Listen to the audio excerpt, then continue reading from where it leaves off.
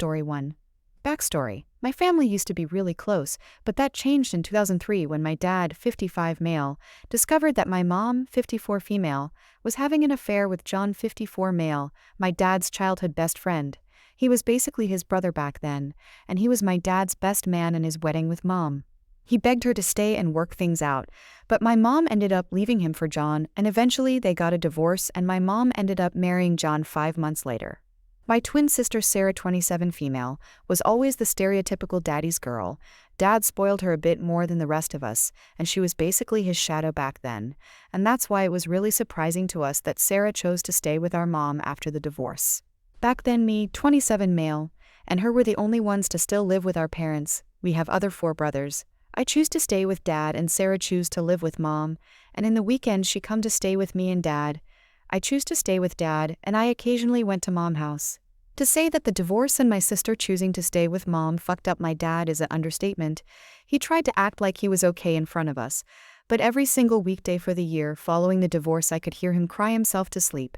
After the divorce, the relationship between Sarah and Dad didn't change that much. He started to spoil her a bit more than usual, and still remained the usual super dad, showing up in every parent-teacher conference, ballet recital and soccer match, and being the most present dad possible. Things started to change when she suddenly changed her mind about med school. Our dad is a surgeon, and she always said that she wanted to follow his steps, but Mom and John ended up pressuring her to change her career path to become a lawyer. Mom and John are both lawyers. During her studies, John started mentoring her, and they became really close. After she finished her education, he got her a job at his law firm. Onto the issue. In 2017, Sarah got married. My dad was absolutely thrilled about her wedding. He gave Sarah a blank check for her dream wedding. To be fair, he did this to all of us. He really liked weddings. But in Sarah's case, he was really excited because she is his only daughter, and I always remembered him talking about walking her down the aisle. Like every wedding that we went to, he always said to her that he couldn't wait for the day to walk down his little girl down the aisle. One day before the wedding, Sarah drops the bomb that Dad and John will be walking her down the aisle together.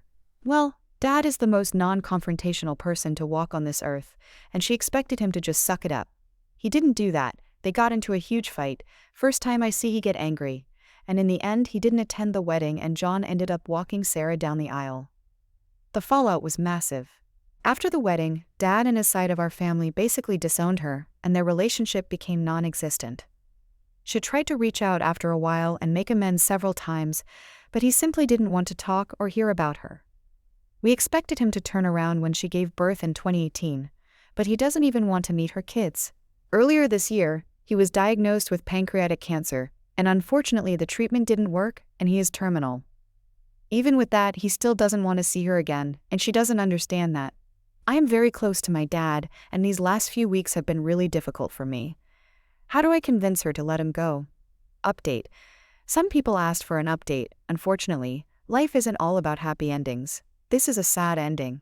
A week after I posted the original post, my dad started getting worse. His health started declining really fast. We lost him exactly 1 month ago. It wasn't pretty. I never thought it would be. But I never thought it would be that heartbreaking. He was in a lot of pain.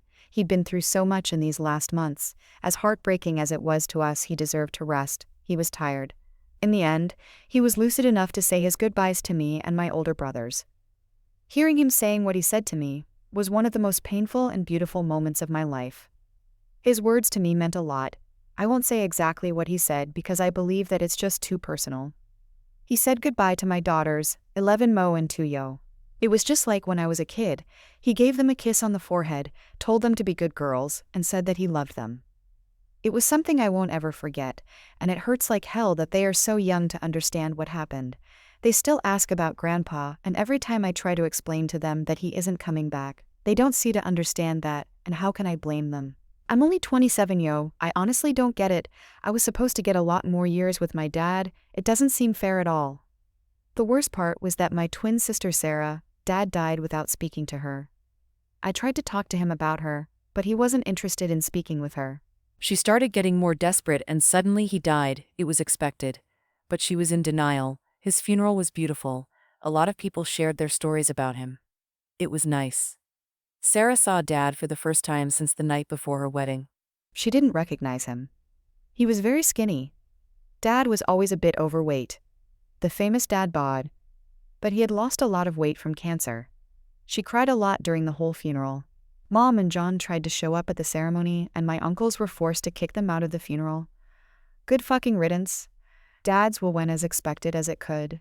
Dad's family came from old money, petrochemicals, so he always had a lot of money.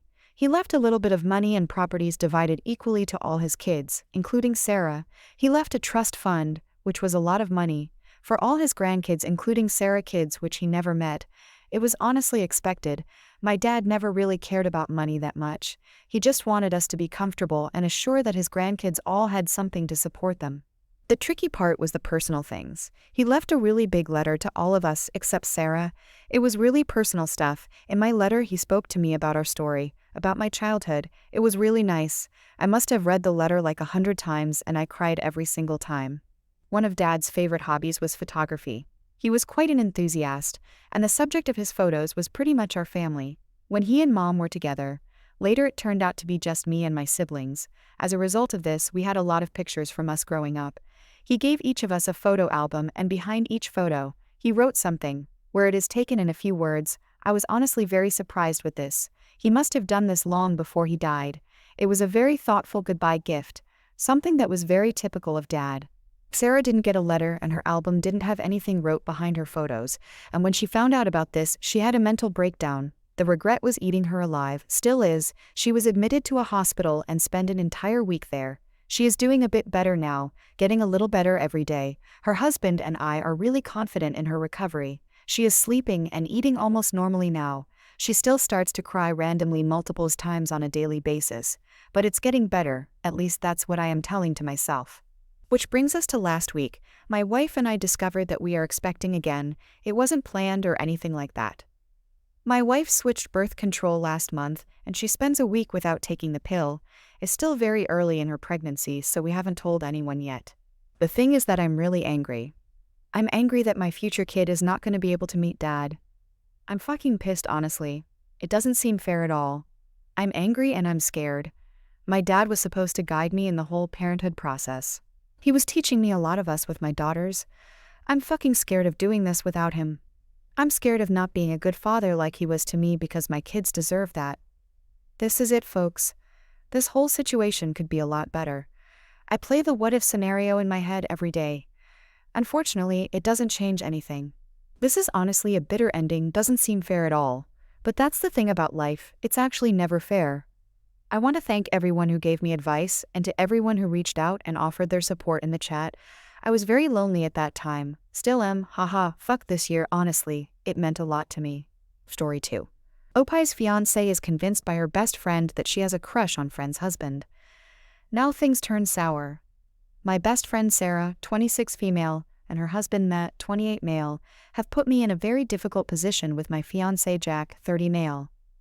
I have known Matt since my childhood. He was my neighbor, and we were friendly. Sarah and I were roommates in college and became close friends.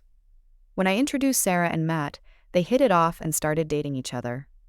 I was happy to see two of my friends get together, but also annoyed that I became the third wheel and was often ignored or set aside because they were so into each other.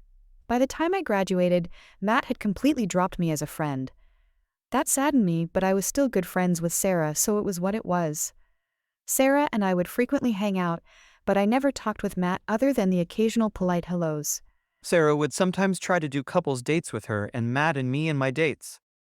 I found that Matt had developed an unpleasant personality and would frequently be rude and condescending towards me. However, he's a very devoted and loving husband to Sarah, so for her sake I ignored him. When my fiancé and I got engaged, we had no plans to do a party. Sarah was disappointed that we didn't throw an engagement party, so she organized a small get-together at her home to celebrate us. The party was nice, and as things were winding down, my fiancé and I went to thank Sarah and Matt for their sweet gesture before we took our leave. Matt was pretty tipsy by then, and out of nowhere he suddenly hugged me and in front of my fiancé said that he was so glad that I was finally settling down, and he is relieved that now I'll be over the crush I had on him. I was shocked and told him that wasn't true. He just laughed and told Jack that I was always chasing him, and he had to work hard to keep me away.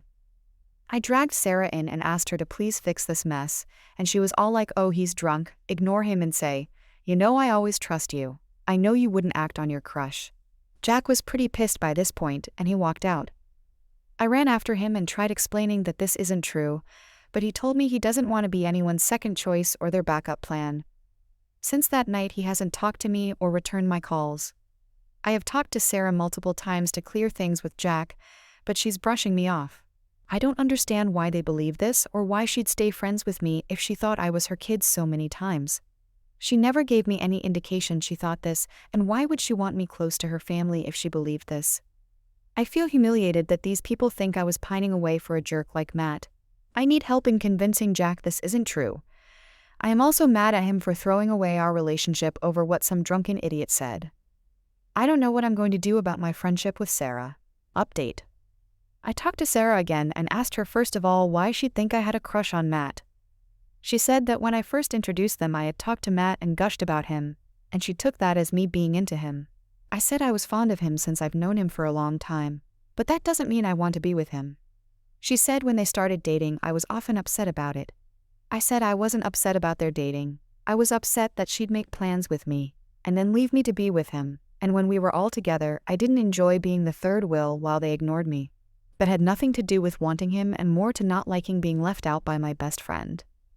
I asked her why she hadn't said anything before, and she explained that she could manage the situation. She had asked Matt to stop talking to me completely, and she engineered situations so there was little chance of us socializing with each other.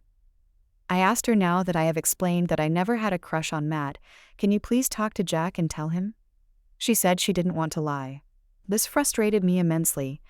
She could ignore this imaginary crush for years and manipulate me, but won't talk to my fiancé to help my relationship. I told her I was done being her friend.